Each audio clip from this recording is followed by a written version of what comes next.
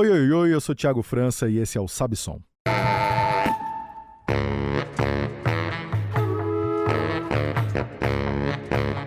Sabe Som é um podcast, programa de rádio totalmente dedicado a falar de música e outros assuntos que orbitam o tema.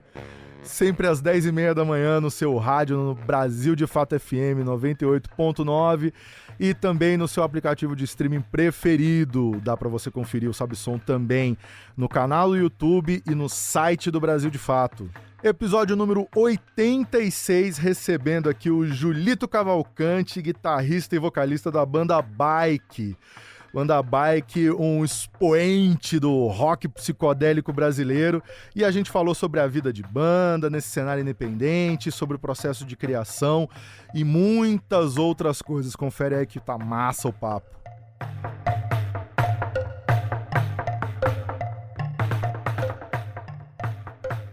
Julito, prazer falar contigo, mano, te conhecer pessoalmente. Já vamos falar de uma vez, né, porque não passa um episódio aqui desse podcast sem o nome do Kiko Dinucci ser citado, e aí eu vi que o Kiko fez uma parada com vocês, e aí entrou no radar aqui, conheci o som. Bem-vindo aqui, mano, obrigado. Valeu, obrigado pelo convite, bora falar do Kiko. Não, deixa ele lá, deixa a orelha dele quietinha lá. Tá aqui representando a banda, né? Sim. Às vezes tem isso, né? Às vezes quando vem um só, já falei, né? Entender como que é o papel. É banda mesmo, né? É banda, tá aqui representando banda. A rapaziada. Sim. E, mano, como que é o dia a dia de vocês? Que vocês meio que fizeram quase que um disco por ano, tirando ali, acho que um aninho ali da pandemia ali, né? Os anos da pandemia a gente não fez nada, assim, a gente soltou só umas versões ao vivo do que já tinha sido lançado até 2019. E agora é isso, né? 10 anos a gente lançou o 6º álbum agora, mês passado, setembro. E tem mais um monte de coisa aí que a gente deve soltar nos próximos anos já. Tem bastante coisa gravada. E a ideia é meio que essa. Fazer disco, lançar vinil e fazer turnê. É isso, não é tem, o único jeito. Não, nem tem. Tem outro jeito? Não tem. Não dá pra contar com outras coisas. O último disco saiu em setembro de 2025, que é o Noise Meditations, né? Isso. E, cara, como que é esse dia a dia com uma banda, assim, com já tão prolífica, assim, tão cheio de assunto? Cara, o Noise Meditation saiu meio que quase de improviso mesmo. A gente já tinha lançado o Arte Bruto em 2023, que foi o disco que a gente mais demorou, que a gente começou a compor na pandemia, lançou em 2023... Tocou ele pra caramba, 2023 e 2024, a gente fez, sei lá, uns 100 shows, Europa, Estados Unidos, rodou bastante aqui. E aí, quando chegou dezembro do ano passado, a gente fez um último show aqui em São Paulo, já não aguentando mais tocar ele, assim. E nesse processo de virada do ano também, o baixista saiu da banda, né? Aí a gente ficou só os três, eu, o Diego e o Daniel, duas guitarras e o baterista. E a gente se fechou lá no estúdio do Diego, no final de dezembro, assim, depois do Natal, entre o Natal e Ano Novo, que o estúdio fica meio fechado, sem cliente mesmo, a gente ficou lá 3 dias tocando totalmente livre, assim, ninguém chegou com uma base, com uma letra, com nada. A gente montou lá as guitarras, baixo, bateria, um set de percussão, um set de sintetizador, uns efeitos ali junto, e a gente ficou tocando, e chegou em, sei lá, mais de 40 ideias, assim. Aí quando virou o ano, janeiro pra fevereiro, a gente começou a fazer umas sessões baseada nessas bases, já com o Gil como baixista, né? Nosso novo baixista. E foi isso, de fevereiro a abril a gente fez umas 6 sessões, assim, de ficar o dia inteiro tocando. Em abril a gente fez um teste desse repertório no Centro da Terra, lá numa das noites do Matias. Alexandre Matias também, figurinha carimbada aqui dos nossos papos. A gente fez esse teste e já 2 semanas depois entrou no estúdio e gravou o disco ao vivo, numa só, assim, lá no Rocha, com o Sanches. E pô, grande Fernando Sanches, cara, muita coisa muito boa. Foi gravado lá, não tô nem falando dos meus discos, mas de outros discos também. E aí o disco saiu já quase pronto, né? A gente só gravou as vozes depois e algumas percussões. Mas só voltar aqui pra eu entender, o que você chama de ideia? Quando você fala... a gente tava lá tocando, saíram mais ou menos umas 40 ideias. Que alguns riffs, algumas coisas já encaixadas de baixo e bateria... ainda umas melodias vocais, vários fragmentos assim. Ainda, nada tipo a canção não, pronta. Não, nada. fragmentos, e a gente dividiu em alguns grupos, e aí tinha esse grupo de ideias que formaram esse disco, né? Que a gente já tinha ideia do nome, do que a gente queria fazer com esse disco, né? Noise Meditations, misturar essa coisa mântrica e repetitiva, mas com muito ruído, mais barulho e intervenções, assim, às vezes entra alguma coisa de percussão ou um drone do nada. Então a gente tinha esse conceito, e daí dessas ideias a gente separou o que amarraria nessa ideia do nome do Noise Meditations. Pra quem tá ouvindo e não entendeu, o drone não é um aparelhinho voador. Não, é verdade. Não entrou um aparelhinho voador. O drone, quando a gente fala de drone, a gente tá pensando em coisas... sons constantes, né? Geralmente grave, né? Geralmente... Alguma coisa que vai dar aquele calço legal na base. Né? Acho que... muito da música hindu, que a gente escuta pra caramba, assim. Já fizemos alguns shows com um amigo tocando tampura na Inglaterra. E acho que o disco da Alice Coltrane também, o Journey em Satchidananda, que tem aquela tampura constante desde o início até o fim. Então acho que vem um pouco daí essa referência dos drones e de ter essa frequência constante da primeira até a última música, que isso amarra um pouco o disco, né? Até no vinil... é uma faixa o lado A e outro lado B, né? Não tem intervalo, vai tudo de uma vez só, assim, no Noise Meditations. Isso foi uma coisa que eu saquei mais ou menos, porque eu ouvi no disco, né? Eu saquei que, tipo, algumas músicas estavam emendadas, né? É que o Spotify... O Spotify dá aquela cortada. Ai, gente, esse nosso relacionamento tóxico, né? O Spotify não dá conta de muita coisa, né? Então é isso, era pra ser uma faixa só. Quer dizer, um som só dividido em faixas. Sim. Mas o Spotify dá uma engasgadinha. Dá aquela engasgada. E aí a gente, no vinil dá pra sacar bem. E dessa vez, né, a gente lançou o vinil antes de lançar nas plataformas, assim. Que massa. Foi uma parada que rolou legal, porque como a gente lança tudo em vinil, tem o nosso selo e tal, que só lança em vinil, a gente apelou um pouco pra essa ideia de, tipo, quem comprar na pré-venda vai ouvir o disco antes e vai entender melhor. Legal. Então, tipo, foi mó bem, assim, essa pré-venda. E acho que quem ouviu já sacou isso melhor do que quem vai ouvir no Spotify, né? Sim. Porque fica sempre aquela... Ainda mais se tiver propaganda no meio. Cara, aliás, vou te falar. Aí ferra. Ideia de gênio essa, viu? A gente fica tão dependente das plataformas e tem o dia pra lançar e tempo de música, não sei o que. A gente falou, pô, já que a gente tem uma galera que consome o vinil, vamos apostar nessa ideia, assim. E foi bem, foi a melhor pré-venda que a gente já fez até hoje, assim. Legal, grande ideia mesmo. E, bicho, a banda não tem tanto tempo assim. E vocês estão circulando bastante, já foram pra gringa já e tal. Eu ainda tô interessado em saber como é que é esse dia a dia, assim, porque eu imagino... a composição do som, assim, tem um tanto de improviso, é muito ensaio, porque para já ter, assim, né, essa quantidade de disco e tal, eu tô interessado em saber como é que é. E conciliar tudo isso com show e como que normalmente, a gente ensaia pouquíssimo, assim, ninguém é muito do time do ensaio, assim, é mais do time do improviso. Mas no processo de criar o disco, a gente se enfia lá no estúdio do Diego, em São José dos Campos. O Daniel mora do lado do estúdio, então só eu vou pra lá e aí a gente fica tocando até chegar num lugar, assim. Os discos foram feitos de forma diferente também, né? Esse acho que foi o mais dessa forma de improviso e a gente chegar sem nenhuma ideia pronta, só com o nome do disco, né? O conceito, mas sem nada musical ou letra pronta. E é isso, acho que toca muito, né? A gente já tocou muito nesses 10 anos, então acho que isso rola esse entrosamento também. Sim. Hoje em dia a gente já consegue entender bem a ideia de cada um, né? Principalmente eu e o Diego, a gente fundou a banda junto em 2015 e o Daniel, que é o batera, entrou no final de 2016. Ele é o segundo baterista, mas já entrou logo no começo, depois do primeiro disco ali. Então a gente já toca junto há muito tempo, e eu já tinha uma outra banda com o Diego de antes também, desde 2011, eu já tinha tocado com o Daniel em outra banda também, antes dele entrar no Bike.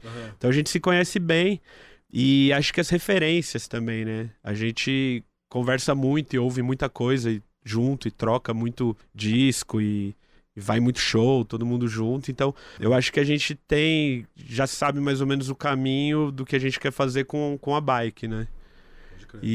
Mas é isso, a gente acaba não ensaiando muito mesmo. A gente, mas fez show, ensaiou antes de gravar, assim, até abril. Depois disso foi só show e bastante show, né? A gente, sei lá, desde 2017 a gente vai pra fora. Tirando os anos de pandemia, a gente fez turnê fora sempre. E lá rola muito isso de, sei lá, o ano passado a gente fez 24 shows em 30 dias. Então, tipo, o negócio toma corpo naturalmente, assim. Você já sabe até quando vai improvisar, já até sabe pra onde, quase onde vai, assim. É bem... Acho que é esse entrosamento mesmo, de tocar muito ao vivo. Assim, tem muito espaço pra improvisação, assim, nível, tipo... A música chegar a ficar com uma outra cara do que é no disco, assim? Ou são uns momentos, assim, que a gente fala, por exemplo, lá com o Kiko, né, no Metá, a gente chama os arranjos de elásticos, né? Pode durar um pouquinho mais, pode durar um pouquinho menos, mas a gente sabe, mas tem a deixa pra voltar, tem uma estrutura que a gente pode brincar com ela, né? Não chega a ser uma parada de improvisação livre que de repente virou uma outra coisa e vai pra um lado totalmente inesperado. Às vezes vai com a gente, sim, vai. E às vezes as músicas se alongam muito mais, assim, ou... Tem essa liberdade Tem no essa palco. liberdade total, Que massa. Tem os pedacinhos que a gente canta, até esse último disco foi intencional, assim, tem umas letras bem pequenas, Sim. só pra dar aquela... Mas também não é muito diferente chamada. dos outros discos, Não, né? não, mas tem, nos outros discos acho que tem umas músicas mais com estrofe, refrão e... Mas esse último é mais soltão Mas mesmo, assim. tem alguma... Até salvei essa pergunta pra te fazer aqui. Eu ia te perguntar qual foi a letra mais longa que você já fez, porque... Eu acho que no quarto disco tem umas 2 letras longas, assim, que é mais Porque quase geralmente folk, tem essa assim. estrutura de 2 estrofes, né? Um verso e um refrão. Sim. Porque eu acho que tem muito a ver com a ideia, com a proposta de ter essa pegada psicodélica e tal. Acho que faz sentido manter a coisa dentro de uma parada mais cíclica ali, né? Mais mântrica, né? E também o vocal a gente nunca deixa em destaque, assim, né? Ele só é mais um elemento que acompanha todo o resto, então só solta ali umas palavras e acho que a gente cada vez tá encurtando mais, na verdade. Acho que já teve umas coisinhas mais longas, mas cada vez menos, assim. Eu acho que é pra dar só isso mesmo, de dar aquela impressão de ter um elementinho a mais ali em algum momento que algum instrumento sai, entra a voz, entra uma percussão no lugar da guitarra e tal. A gente tenta usar um pouco isso ao vivo também. E dá sempre acaba dando essa liberdade mesmo. Dependendo do dia e dependendo do tempo, né? Porque muitas dessas turnês na Europa tem show de 40 minutos, show de 35. Tem isso. Então a gente também às vezes toca pouca música já pra sabendo assim, isso aqui dá meia hora, a gente tem 35, então vamos alongar umas coisas aí. Porque acaba sendo sempre um show bem, bem contado, assim, os minutos lá. Sim. Tem isso, né? Geralmente, show de 1 hora pra mais, assim, né? Quando a gente tá em turnê. Ou é quando você tá num venue, né? Que você tá numa casa que é só o seu show. Só o seu show. E aí, sei lá, você faz até 1 hora e meia, assim. O povo não gosta de show muito grande. Não gosta, né? Não gosta. A gente tocou em Londres, agora foi 40 minutos, assim, contado. E é isso. Você acaba o show... A galera vai lá, compra o merch, já troca ideia, já começa outro show na sequência. Não tem muito tempo pra enrolar mesmo, assim, é tudo sempre muito certinho. Mas é legal, eu te perguntei isso também porque, óbvio, primeiro por curiosidade minha, mas também porque quem pega um trabalho pronto não faz ideia qual é o caminho até chegar ali, né? Sim, sim. Eu lembro, mano, sei lá, lembrei aqui agora... Quando o Metal lançou o segundo disco, Metal, tinha umas comparações na época, um paralelo assim um pouco com o trampo do Bexiga 70. E aí eu lembro de trombar os caras, assim, os caras estarem, tipo, felizes, assim, e orgulhosos, assim, falou assim, cara, a gente nunca ensaiou tanto na vida, a gente ensaiou pra caramba, fez tudo direitinho, gravamos tudo lá, pouca edição, não sei o quê, 200 horas de ensaio, toda semana, não sei o quê, assim. Eu e o Kiko, um olhou pra cara do outro, assim, eu falei assim, mano, a gente fez um ensaio de 4 horas com uma pausa pro café, parava as músicas no meio e falava assim, você entendeu? A gente é mais dessa turma aí. Dificuldade de ficar muito tempo ensaiando e repetindo a mesma música. Porque cada um tem um processo completamente diferente, né? Depois que você dá o play... Porque tem isso também, depois que dá o play, fatalmente algumas coisas acabam ficando cristalizadas ali e a gente acaba ficando meio preso. Às vezes a gente até esquece também, né? Eu já peguei, assim, música que a gente toca hoje em dia, assim, falei, como é que era mesmo a gravação? Aí ia ver a gravação, outra estrutura, o solo tava em outro lugar, era outro andamento. Nossa, não, isso total. Acho que o disco novo ainda parece com o disco, mas quando a gente toca as músicas dos outros discos já viraram outra coisa faz elas tempo. Vão ganhando assim. vida própria no palco, né? Mas eu acho que é isso, né? E aí eu acho até que tem... Aí, reflexões, assim, né? Eu acho que aí tá aí justamente a linha que divide o que é mais pop do que é mais rock. Apesar de eu não gostar de rock e não me considerar roqueiro, mas eu acho que eu tô mais nesse time do que dessa coisa do pop que você vai chegar lá, você sabe o que você vai encontrar. O palco é uma reprodução mais fiel do trabalho ali, do disco e tal. E a gente é mais... Né? Vai do dia, né? Vamos aí, né? Vai do dia. Vai da energia ali do dia. Mas e aqui, que aí não tem essa limitação de tempo? Né? Geralmente é um show de... 1 hora. 1h, 1h15. Quando é Sesc, um pouco maior. Que também, assim... Verdade seja dita, assim, difícil também, né? Segurar as atenções por muito mais do que... A gente... costuma também não falar nada, né? A gente toca todas as músicas no show, dá uma boa noite no final, é como se fosse... Se estivesse assistindo um filme no cinema, que ninguém vai parar ali pra explicar uma cena ou comentar alguma coisa assim. Então a gente só sai tocando e a gente tem uma ideia, mais ou menos, de quanto tempo vai dar. Agora até a gente deixa algumas músicas do quarto disco ali já na manga, quando precisa ser um show um pouco maior. Nessa turnê agora na Inglaterra só teve um show que foi de 1 hora, daí a gente tocou essas músicas no final, focando também em tocar primeiro o disco novo, porque daí se a pessoa for cansando ali depois de meia hora, 40 minutos, pelo menos ela viu o material novo e o que é o principal dessa turnê, assim. Então, e aí a gente tocou essas músicas do quarto disco, que acho que tem uma ligação maior com esse sexto disco. E aí é isso, a gente acaba ficando bem livre mesmo, assim. A gente costuma demorar pra começar o show, né? Sempre rola aquele improviso pra chamar as pessoas, assim. A gente não sai tocando, cantando, vai entrando.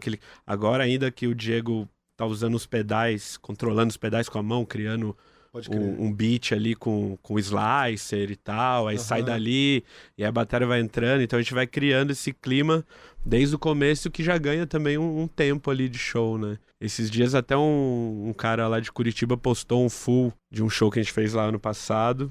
E aí, nossa, demora quase 8 minutos pra entrar a primeira música. A gente falou, caramba, como é que a galera tem paciência pra esperar, né?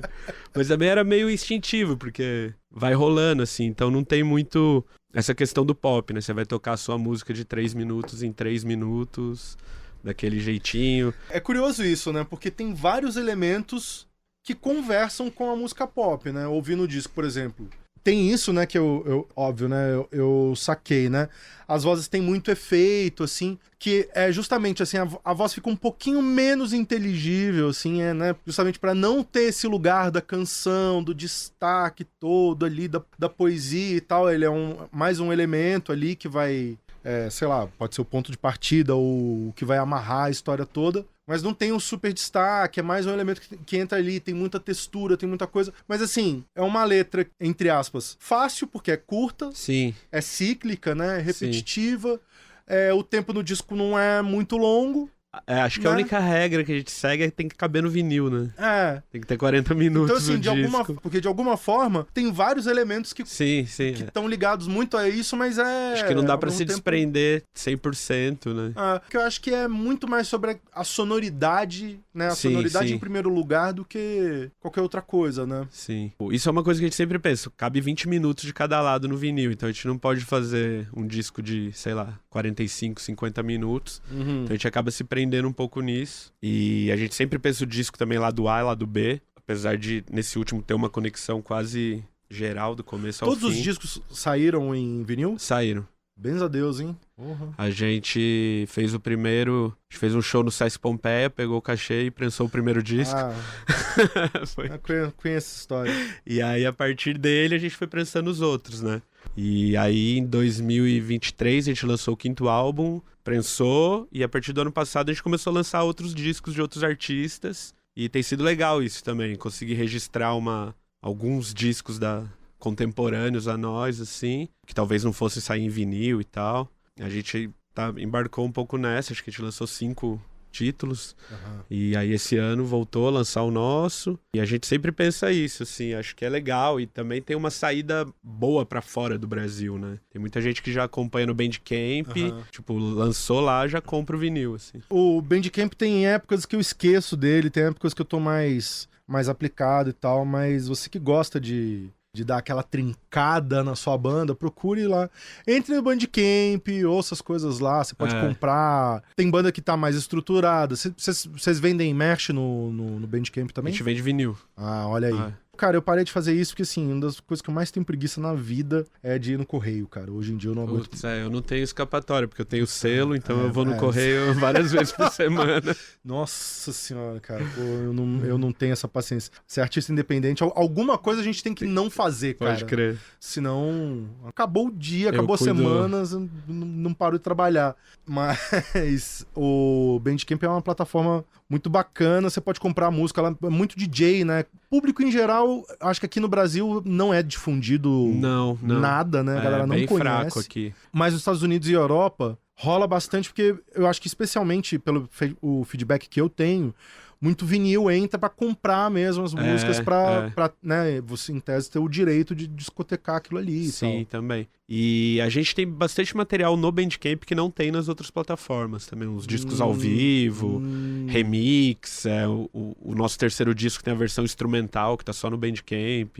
Então tem bastante coisa que a gente coloca lá. E esse último disco também, a gente lançou em vinil primeiro, aí ele chegou no Bandcamp antes, na Bandcamp Friday, né? E aí depois de uma semana que ele chegou nas outras plataformas. Então a gente deixou as plataformas maiores como a última opção mesmo, assim. O Bandcamp ainda veio antes. O Bandcamp tem essa política do Bandcamp Friday, que é a primeira sexta-feira de primeira cada mês. sexta-feira de cada mês. Eles não ganham nada. Eles não ganham nada. Então, se Vai você 100% comprar, pro artista. você comprar alguma coisa ali, merch, se você comprar o disco, comprar uma faixa solta que seja, vai 100% pro artista. Isso é uma parada bem legal.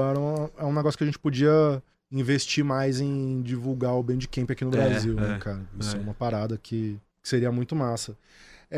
Mas voltando numa outra parada que você falou, mano, coisa de entrar no estúdio, vocês três, com os instrumentos e tal. Todo mundo toca um pouquinho de cada coisa, assim, ou ninguém sai da função na gravação? Então, o Daniel ficou só bateria e percussão.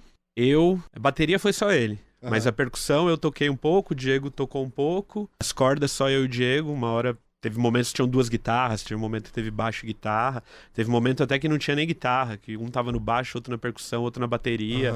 E a gente deixou um synth também, com o Calspad ligado, e foi bom pra criar um pouco essa parte dos ruídos e dos drones também. Mas no disco mesmo não tem sintetizador, tal, é só guitarra, baixo, bateria e percussão. O aí Calspad é mó barato, cara. É um negócio que uma hora eu vou ter que me aventurar isso daí. Você não faz ideia, joga no Google, não, joga no YouTube, Calspad e vê lá. É um brinquedinho da hora. E aí foi isso, a gente ficou 3 dias nessa, mas meio isso, as guitarras e baixo só eu e o Diego, e a bateria só o Daniel. E aí todo mundo se aventurou um pouco em percussão, sintetizador e tal. E tem uma preocupação, porque é meio uma sina de músico, de banda, assim, de fazer um negócio no estúdio que depois fica irreproduzível no palco. Eu mesmo, assim, eu fico me puxando o freio de mão, assim, o tempo inteiro de tipo, não, depois eu não tenho como fazer isso daqui no palco, então o disco tem que ser do jeito que é no show. Eu acho que esse disco foi o mais fiel, assim, porque é basicamente isso, guitarra, baixo e bateria gravado ao vivo. O Daniel também montou a percussão do lado da bateria, então tem 2 faixas que não tem bateria, que é só percussão, que ele já gravou ali junto. E a gente colocou algumas coisas de percussão depois, uns chocalhos, uns apitos e as vozes, né, que vieram depois. Mas também foi essas vozes mais diretas, assim, sem muita gravação, acho que foi o disco mais fiel. E ao vivo, essa parte do Diego tá criando os beats e soltando ali na hora mesmo, pedal de delay, um slicer, e ele vai soltando, que também rolou isso no disco, né? Então acho que esse é o disco mais fiel. A única coisa é que a gente tem expandido o tamanho mesmo das músicas e dando uma fritada maior ao vivo. Tamanho você diz de tempo mesmo. De tempo. Porque o disco acho que tem 34 minutos. A gente tem feito, por exemplo, esse show que foram de 40 minutos, a gente tocou 7 ou 8 das 10 músicas em 40. Então acaba estendendo um pouco, mas tá bem fiel ao que foi gravado no disco. Esse disco eu usei, tipo, 3 pedais só na guitarra, ele é bem cru, assim. Nos outros já usei muito mais, muita combinação. O disco anterior a gente gravou com o Gui, né? O Gui Held.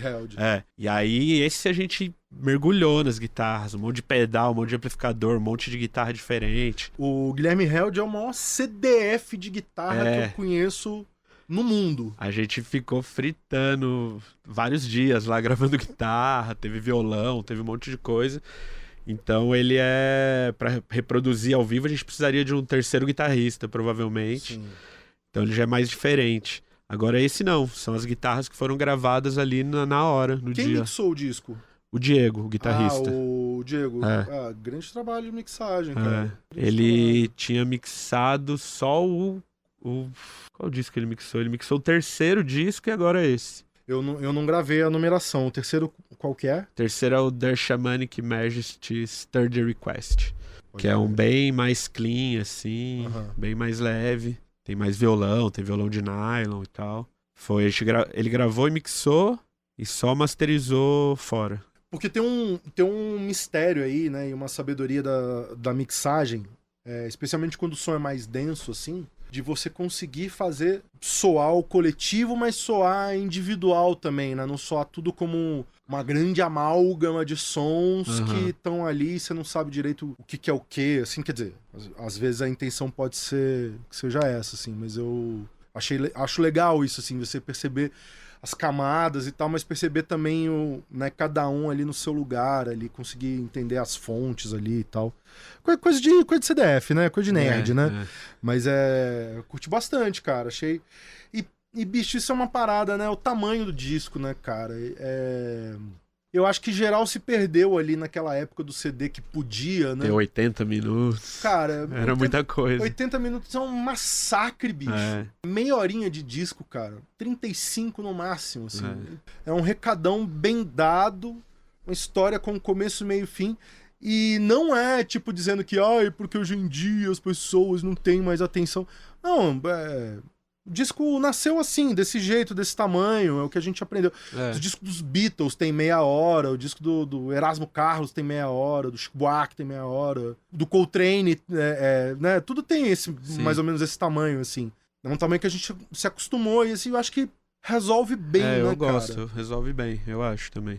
E por falar em disco, temos um objeto belíssimo aqui na nossa mesinha, você que não tá vendo... Um disco... Pode-se dizer que é um disco meio maldito, assim, né? Que é o Paebiru, do Lula Cortes e do Zé Ramalho. Que aí eu vou deixar você contar por que você trouxe ele aqui. Cara, esse disco... Acho que eu conheci esse disco não faz tanto tempo, assim. Deve fazer uns 10 anos. Esse disco tá fazendo 50 anos esse ano, né? E eu conheci há uns 10 anos, meio que lendo matéria gringa, sabe? Eu falei, caramba, como é que nunca ninguém me falou desse disco aqui, assim, não sei se eu que não pesquisei direito. Mas desde então, ele é uma grande referência pra gente, da banda. Acho que todo o trabalho do Lula Cortes é uma grande referência pra mim, porque eu piro muito no lance dele tocar o tricórdio, né? Que é tipo uma espécie de sitar, só que ali do norte da África, que dá esse som parecido com a sitar. E onde ele coloca isso, eu acho que fica muito bom. Até tem o Sativa, que é um disco antes, que é viola e tricórdio. E, cara, pra mim ele é talvez o disco mais psicodélico que já fizeram no Brasil, assim. Eu acho até mais psicodélico que qualquer coisa dos Mutantes ou da Tropicália. Porque acho que o conteúdo todo dele, a forma como ele foi gravado, ele se reunindo lá na Pedra do Ingá, que é um lugar que tem umas pinturas nas pedras, assim, que ninguém sabe dizer de qual cultura se é alienígena, se é de alguma tribo que viveu por lá, ou qualquer coisa assim. E eles sempre consumindo psicodélicos, produziram, e tem toda a galera ali do movimento de grude participa do disco, né? Então tem, sei lá, uns 20 músicos, assim, cada um tocando uma coisa. Acho que o conteúdo da letra, né? Toda a ideia de dividir entre os 4 elementos, cada lado é um disco duplo, então cada lado é um elemento. As letras do Zé Ramalho são incríveis também. Cara, é um disco que serve de referência, porque acho que também pro último disco, por ter sido feito um pouco assim, vamos gravar e vamos gravando e sem muita uma grande produção, assim. Acho que as fotos, putz, pra mim é uma obra-prima. E a gente até já gravou uma música uma vez pra uma coletânea, o Não Existe Molhado Igual ao Pranto, que acho que também só tá no Bandcamp. A gente tirou das plataformas depois.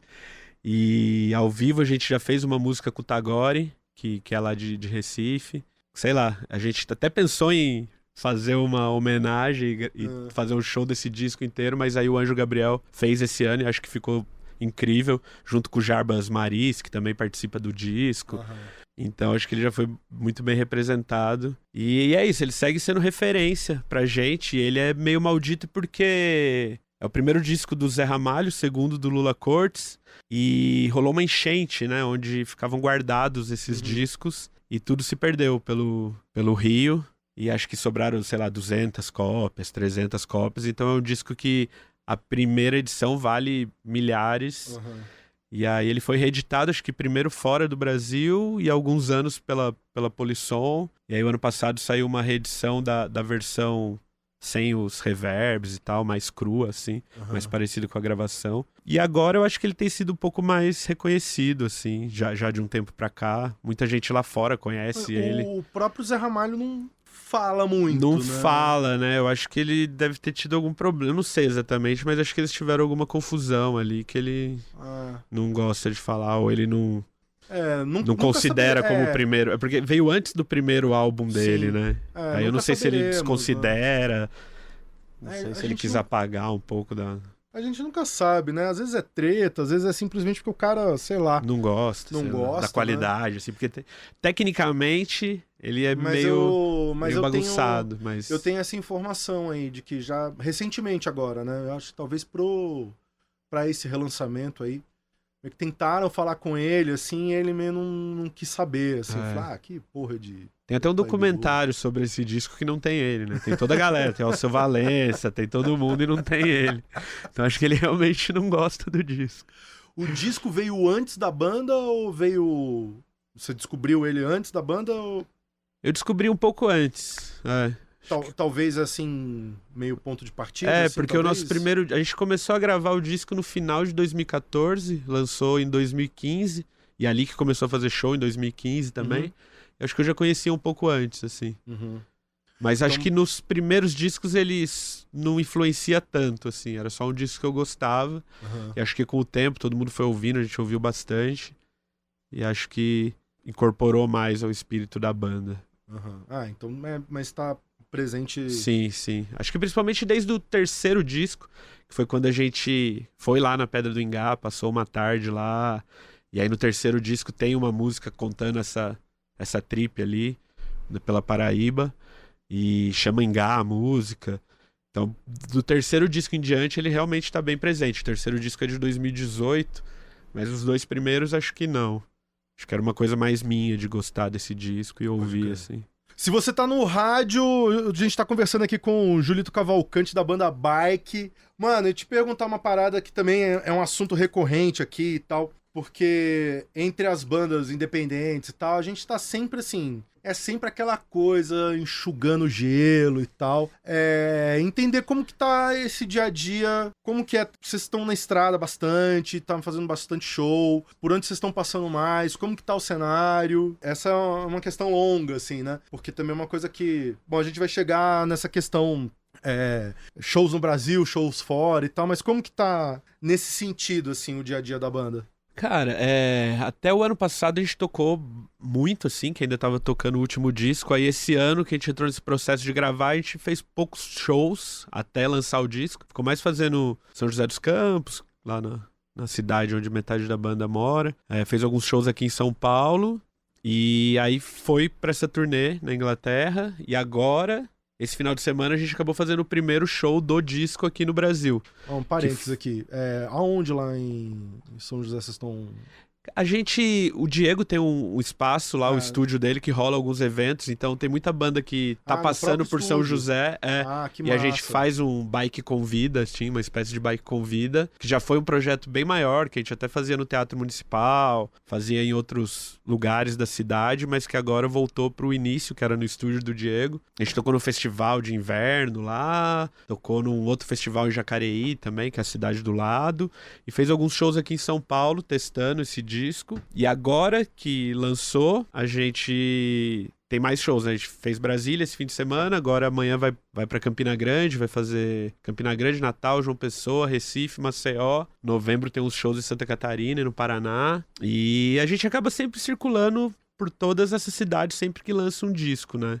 A gente tem um público, acho que um pouco maior em Santa Catarina, no Paraná, acho que muito porque a gente tocou em todos esses festivais, Psicodália, Morrostock, esses festivais derivados que são de camping, e tem muita banda psicodélica, de rock, então a gente conseguiu formar um público, principalmente nesses estados. Cara, o Psicodália é um fenômeno, cara. É incrível, né? Cara, é inacreditável. O Psicodália, assim... metá, chegando na Dinamarca pra fazer show, termina, vem um brasileiro falar que viu a gente no Psicodália, cara. Assim, não passa... Sempre aparece alguém que fala isso. Não passa um show que não tinha alguém que viu no Psicodália. É um fenômeno esse festival. Acho que é o principal, assim, desse esquema de camping, vários dias, e misturar artistas novos com a galera mais velha. E por isso a gente tem esse certo público no Sul. E acho que a gente tocou muito em Brasília também, já fez vários festivais lá, então sempre é legal tocar lá. Tem uma casa de show em Fino, que sempre rola bem pra gente. Legal. O Festival Piquenique, que a gente já tocou várias vezes. E São Paulo, né, que acho que a gente tem um público que vai nos inferninhos e tem outro público que só vai quando é em Sesc ou alguma coisa assim. Normal. Que acho que é principalmente a galera que consome mais os vinis e só vai no Sesc e tal. Então rola legal, e na nossa região ali, né, o Vale do Paraíba, quando toca em Taubaté, São José, Jacareí, sempre é legal. O Nordeste a gente foi bastante antes da pandemia. E assim, só pra... porque eu tô querendo mesmo dar uma mapeada, assim, entender. Essas casas, assim, tirando os festivais, as casas que vocês têm passado, assim, pra mais ou menos quantas pessoas? Cara, o nosso público acaba não sendo tão grande. A gente toca pra 150, às vezes 200, às vezes um pouco menos também.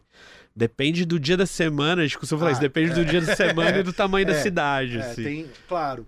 Mas é isso, né, cara? Porque, aqui em São Paulo, eu tenho sentido muita falta desse tamanho, assim. Eu ainda me sinto órfão da serralheria, cara. Pode crer. Tá ligado? Que era isso, mano, 150 pessoas, cara.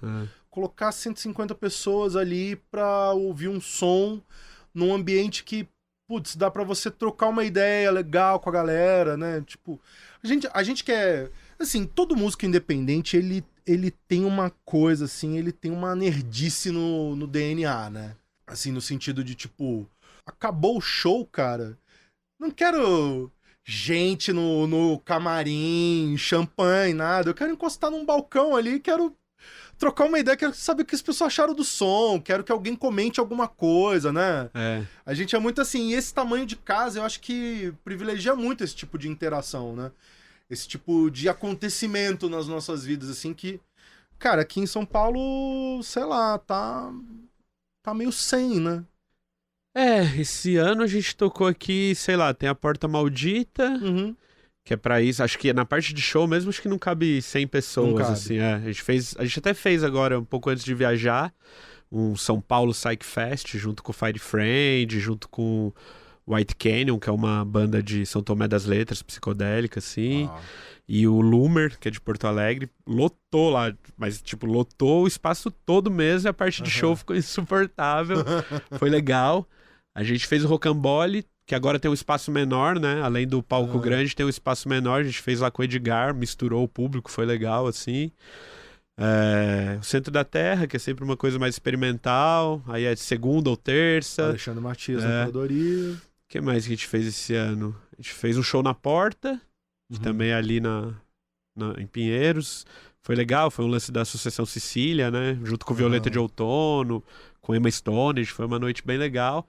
Então, tem esses lugares, mas é isso, né? Acho que acaba sempre ali naquela mesma região, naquele miolo ali. Sim. Mas acho que é muito válido, assim. A gente sempre acaba tocando em algum momento do ano e experimentando também, dá um pouco esse espaço para experimentar. Mas acho que fora daqui, talvez o lugar maior que a gente toca é no Infino, em Brasília, que acho que cabe 250, 300 pessoas.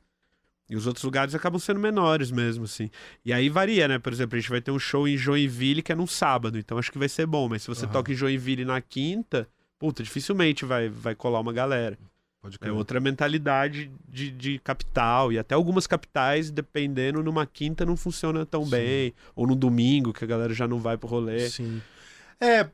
Porque tem a coisa do formato de show também, que eu acho que a gente é muito refém. Assim, tirando o Sesc, né, que né, tem toda essa questão institucional e tal, os venues, né, os lugares, assim, as casas de show, todo mundo funciona muito num formato de balada, né? Não funciona tão bem num formato de show, que você vai pra ver o show. Sim, sim. Você tem que ir pra chegar lá, e aí, cara, tem que demorar o show, porque a galera precisa consumir, senão a conta não fecha no Sim, final, né? E é uma loucura isso, e o que as pessoas não conseguem visualizar, né? Que, cara, é um assunto super recorrente assim, aqui, que é o papel do Estado, né? Que, cara, as turnês que a gente faz lá fora, esses venues, tudo Tem tudo subsídio do tem governo. subsídio do governo. Tudo pra existir Tem. com essa conta não fechando é porque o governo tá lá dando um suporte. O cara entra, não sei quais são os processos de cada país, né? Se é edital, se é uma grana direta, como que você pleiteia isso, mas tudo tá sempre ligado a uma verba pública que faz aquela parada existir ali Sim. de uma forma decente, né? Várias vezes a gente toca na Europa e daí você consegue fazer show de segunda a segunda, exatamente porque você vai tocar terça, quarta e vai ser gratuito. Gratuito. Mas o seu 7 da cachê, noite, mas o seu cachê né? tá garantido, mesmo sendo um evento Exato. gratuito. E com essa cultura também, né? A galera chega 7 a horas. ser, sai do trampo, 7 horas. vai lá, toma uma cerveja, vê o Né? show, Que compra é um isso, você vai ver o show, né? não é um rolê. Você não fica refém de ter que estar também... Às vezes a gente só queria isso mesmo também, né? Só ver um show, sem ter que virar uma balada. E aí, pelo amor de Deus, gente, não vai achar que eu tô falando mal, mas assim, aí tem que ter um DJ depois pra, entendeu? Pra Começar manter o rolê. a luzinha piscar e vender cerveja e tal. Óbvio que tudo que a gente fala online a gente tem que justificar. Nada contra, mas é muito ruim ser um único caminho também, né? E cara, é muito massa isso, assim. Eu sinto uma falta. Pô, show cedo, cara. Puta, é bom, né? Puta, show cedo é muito bom, tocar cara. mais cedo é bom também. Puta, né? é muito bom, cara. Tocar 2 da manhã é difícil. Puta, é pedreira, cara. Pô, 7 horas, cara. Pô, 11 horas você deitado na cama é coisa linda. Embora de demais, transporte cara. público. Porra! Isso é qualidade de vida, rapaziada. Total. Isso não é pouca coisa, não. Mesmo rodando o país todo, você sente que o bike tá dentro de uma cena, junto com outras bandas, tem uma galera que tá sempre junto, tem uma rapaziada... Cara, eu acho que no começo a gente tava mais inserido dentro de uma cena, que acho que era um momento que essa nova psicodelia tava rolando forte ali, em 2015, 16, Que até tem 17. Puta, nessa época tinha o Bugarins, o Glue Trip, o Tagore, My Magical Glowing Lens, Catavento, tinha banda de tudo que era canto, e acho que ela foi diluindo um pouco. Algumas bandas pararam, outras foram seguindo um outro caminho, uma outra sonoridade, e a gente também foi seguindo outro caminho, acho que mais dessa questão de improviso, de experimentação, e acho que a gente meio que tá num lugar meio que não tem muita gente com a gente, assim, agora, né? Mas ao mesmo tempo, a gente acaba tocando ainda com essas bandas, só que tem uma diferença muito grande, acho que na questão sonora, mais do que nunca. Se você pega esses discos dessa época, de 10, 8 anos atrás, acho que era uma cena que conversava mais. Hoje a gente se sente até um pouco meio sozinho no rolê. Mas eu acho que também a coisa né, de falar de cena, assim, de falar de um... Eu acho que não depende da similaridade do som. Eu acho que tem mais a ver com os processos, né? Tem mais a ver com uma coisa disso, de tipo, querer ocupar os mesmos espaços, né? Tem um modus operandi da banda, assim. A coisa de ser independente, eu acho que conecta a gente mais do que o som. Sim, sem dúvida. Aí, tipo, abrange uma galera. Mas é isso, eu sentia que essas bandas, que quando a gente apareceu, e eram umas bandas que rodavam mais também. Eu vejo essa cena alternativa de rock rodando muito menos pelo Brasil, assim, de cair na estrada. Acho que antes da pandemia tava muito mais, assim. Tinham mais bandas também, algumas pararam e tal. E acho que ficou um pouco mais difícil depois da pandemia. Ficou tudo um pouco mais caro, né? Pra rodar, assim, avião. Tá tudo esquisito. Várias casas fecharam, alguns festivais pararam. Então acho que isso tudo colaborou pra ter menos banda rodando. Mas tem rolado umas iniciativas, né? Acho que tá rolando um projeto do Lúcio, Circuito Nova Música, que tá pegando 3, 4 bandas, colocando num busão, rodando pelo interior. Uhum. Acho que esse último fim de semana rolou outra dessa. Tem alguns festivais, esse final de semana a gente estava lá no festival que teve Terra Plana, teve Papisa, teve Bugarins, teve o Vanguard. Uhum. A gente tocou na abertura no sábado com outro projeto do Dinho já, mais experimental. Então acaba cruzando com a galera no caminho, assim. E os festivais que ainda abrem espaço pra isso, né? Sei lá, vai rolar o do Sol agora em Natal e é um monte de banda independente, é bem legal. Mas alguns outros foram parando também, né? Sei lá, o Bananada acho que já não rola faz muito tempo, que era um que levava bastante banda alternativa. O Psicodália mesmo, acho que teve uma edição ano passado, esse ano já não teve. Não sei se vai ter o ano que vem. O Morrostock tá voltando. Então, acho que vai um pouco nesse caminho, assim, de que a pandemia atrapalhou um pouco, acho, esse circuito mais independente. E assim, mesmo circulando, assim, mesmo, tipo, tá no sul, tá no nordeste, assim, você sente que o público é meio parecido? Não, acho que não. Acho que bem, muda. Acho que muda. Ao sul, eu acho que a galera é um pouco mais... Tem aquele lance do rock gaúcho, das psicodelia ali, que veio com esses festivais e tal. Acho que eles estão mais ligados... Falando da psicodelia, né, em si. Acho que no Nordeste, acho que tem uma coisa mais quente, assim mesmo, de que seja mais pra cima o som, assim. Então você entra muito numa brisa mais introspectiva, acho que às vezes não cola muito, assim. Mas vocês têm estruturas diferentes de show, assim, tipo, muda completamente o repertório? Cara, não. Normalmente a gente toca o que a gente acabou de lançar. E aí...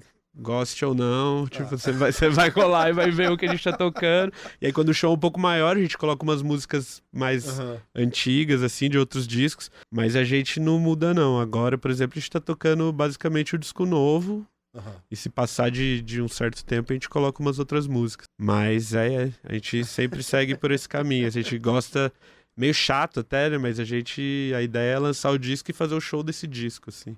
Até esse ano, o nosso primeiro disco completou 10 anos, algumas pessoas pediram o show assim, mas a gente falou, puta, não tem nada a ver com o que a gente tá fazendo agora. Deixa quieto. A gente não fez. É engraçado, o povo acha que é preciosismo, assim, mas às vezes é difícil, né? É difícil, cara. É difícil, cara, você voltar num repertório, né? Tentando tocar o primeiro disco, eu tenho dificuldade, assim, não dificuldade técnica, mas dificuldade de... Parece que não tem muito a ver com o que eu quero fazer agora, assim. Então a gente meio que abandonou mesmo. Não fica assim uma sensação, assim, de tipo, você tá fazendo meio cover de você mesmo, né? Foi isso que a gente sentiu, daí a gente desencanou total esse ano. A gente fingiu que não tava comemorando nada e lançou o disco novo. Foi um pouco nessa ideia. Mas fica, cara, é engraçado, assim, você pegar o meu primeiro disco, que é de 2008, é um disco de gafieira. E aí eu lembro, quando fez 10, né? Sempre tem esse negócio assim, faz 10 anos, não sei o quê. Não quer fazer um show, não sei o quê. Eu falei assim, deixa eu pensar. Aí voltar naquelas músicas, assim, tocar um choro de novo, não sei o quê. Eu falei, nossa, bicho, isso aqui é... Sou eu do Velho Testamento aqui. Você fala, nossa, cara, mas não quero mais tocar essas melodias, não quero improvisar nessas harmonias, não quero, sabe? Nossa, vou ter que tocar com essa formação. Tudo bem que, né, com banda você mantém a formação ali e tal. Sonoridade não muda tanto, assim, mas, cara, parece, de repente, parece que você tem que aprender outro idioma, assim, a sensação é meio essa, né? A sensação, a gente... ouvindo o primeiro disco agora que era outra banda, quase assim. Mas é a gente, mas tipo, a gente não consegue se encaixar mais naquele som e quem sabe um dia bata uma saudade, mas não foi agora com 10 anos. Mas imagina, largou né? a mão mesmo.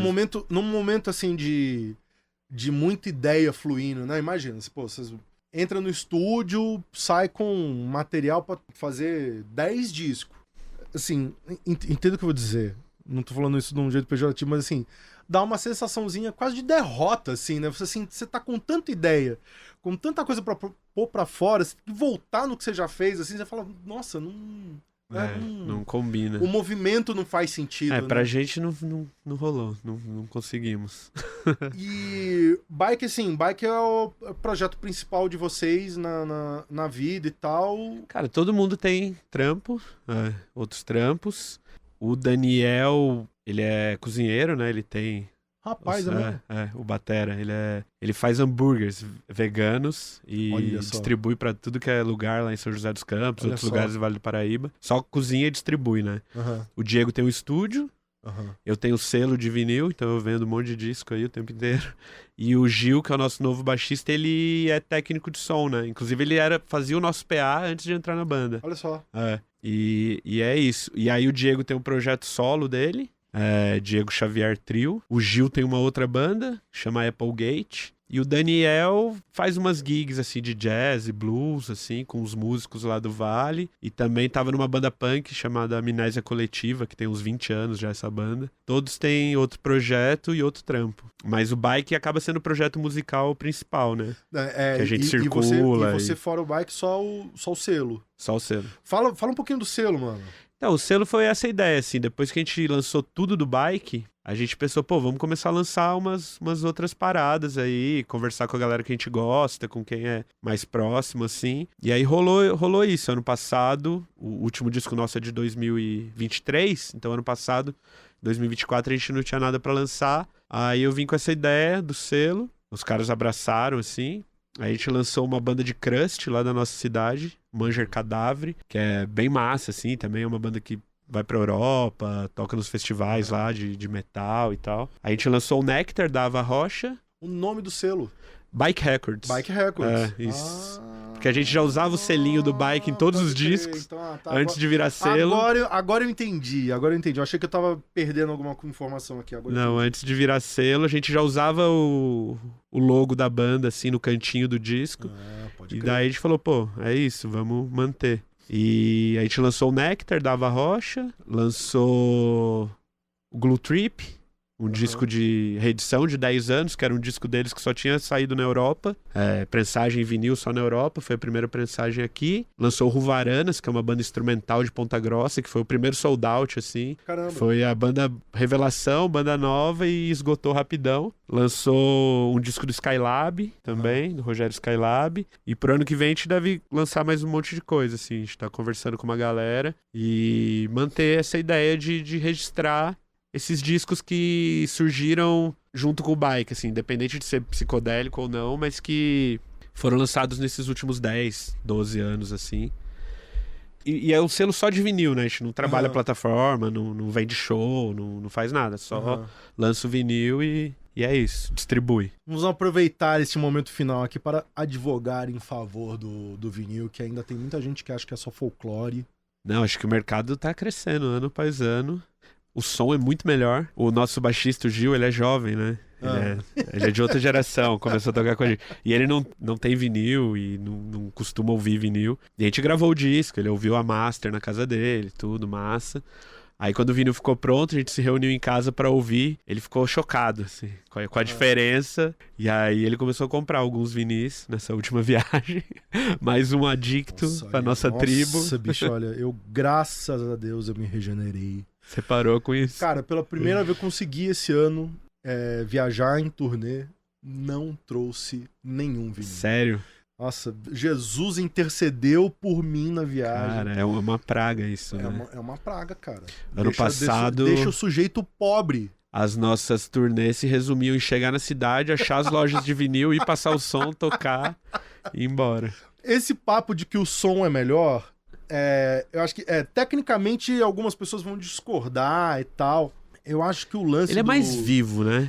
Tem algo... Tem uma presença maior ali. Assim, pra quem não tem um vinil em casa, pra quem não tem como fazer essa comparação, basicamente assim, o que a gente tá falando é de textura.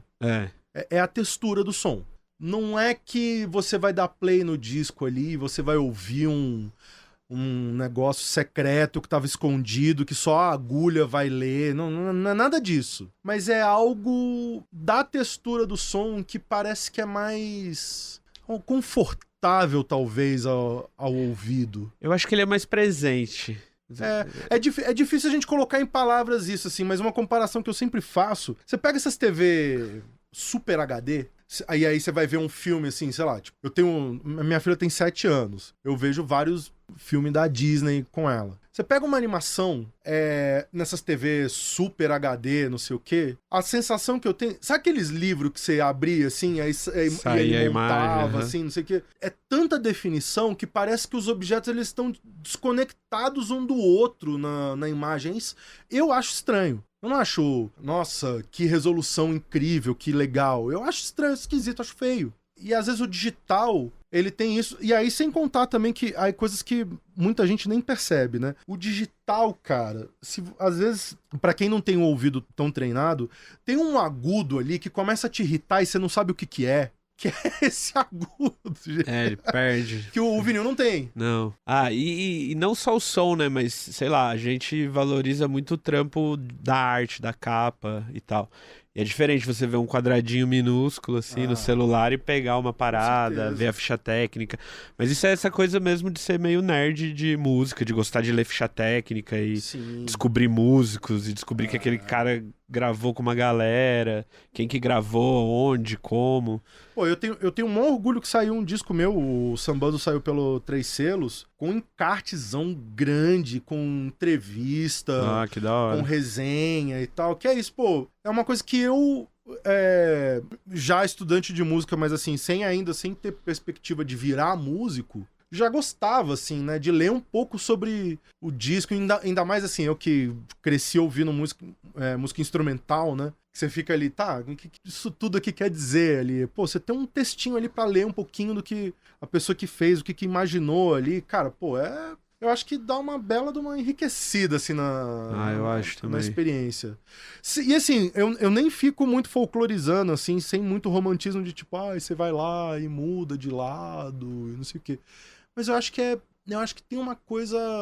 Acho que é isso, assim. Eu acho que tem uma coisa de textura de som que é imbatível. E eu acho que faz você prestar um pouco mais atenção também, sei lá. Você tá ali ouvindo o disco, momento, aí ele vai acabar, você vai lá virar, toda, você vai ter que prestar atenção de novo. Você vai... Às vezes você coloca no fone, sai fazendo coisa, você nem presta atenção no que tá rolando. Que você vai fazer de fundo ali, vou varrer a sala aqui e ouvir Não, é uma coisa mais... Você para pra fazer mesmo, assim. Pra fazer que... Cara, é uma parada louca, mas assim, não é demérito nenhum, né? Você parar e prestar atenção numa coisa só na vida, não é demérito nenhum, não é uma grande perda de tempo, você não tá sendo otário de tá ouvindo o disco e não fazendo outras 4 coisas ao mesmo tempo, né? É uma parada legal. Eu adoro. Mano, valeu demais aqui a presa, o papo. O que temos aí nos próximos passos aí, nas próximas pedaladas da bike? Cara, a gente primeiro agradecer pelo convite, massa trocar essa ideia. A gente segue até novembro com os shows do Noise Meditation, a gente tá indo pro Nordeste essa semana, aí tem um show em São José dos Campos, lá no pátio de um museu, dia 1º, vai ser bem legal. Depois a gente vai pro Santa Catarina, Paraná, tem vários shows. E acho que São Paulo deve ficar pro ano que vem, assim, um show oficial de lançamento. A gente tá fechando isso ainda. E ano que vem indo pra gringa de novo, provavelmente 2 vezes, porque tem uns convites no primeiro semestre, uns pro segundo semestre. Então acho que pela primeira vez a gente vai tentar ir 2 vezes no mesmo ano. Porque esse ano foi bem legal, assim, a repercussão foi boa, então rendeu pra isso. E a gente deve, acho que tocar esse disco pelo menos até agosto, que é onde a gente deve fazer essa segunda parte na Europa ano que vem. E não sei, se tudo der certo, tem um disco novo já pro segundo semestre do ano que vem. É isso aí, mano. Que essa é a ideia. Manda um abraço pra rapaziada toda lá, valeu demais o papo. Valeu, obrigado.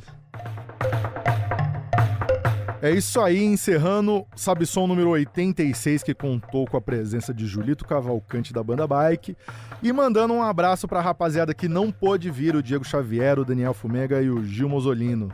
Lembrando que cada episódio gera uma playlist com as músicas e os artistas que foram citados aqui no nosso papo, e você encontra o link da playlist na descrição do episódio no seu player de streaming preferido. Encerrando então mais um episódio do Sabe Som, que tem roteiro, trilha sonora e apresentação minha, Thiago França. A direção é da Camila Salmásio, a produção da Letícia Holanda, captação de imagem da Marina Ortega, a técnica de áudio e sonorização da Lua Gattinone e a identidade visual do Rafael Canoba. No Brasil, de fato, a coordenação das redes sociais fica com a Rafaela Cury, a coordenação de rádio e TV da Muniz e Ravena e a direção executiva é da Nina Fidelis. É isso aí, valeu e bons sons!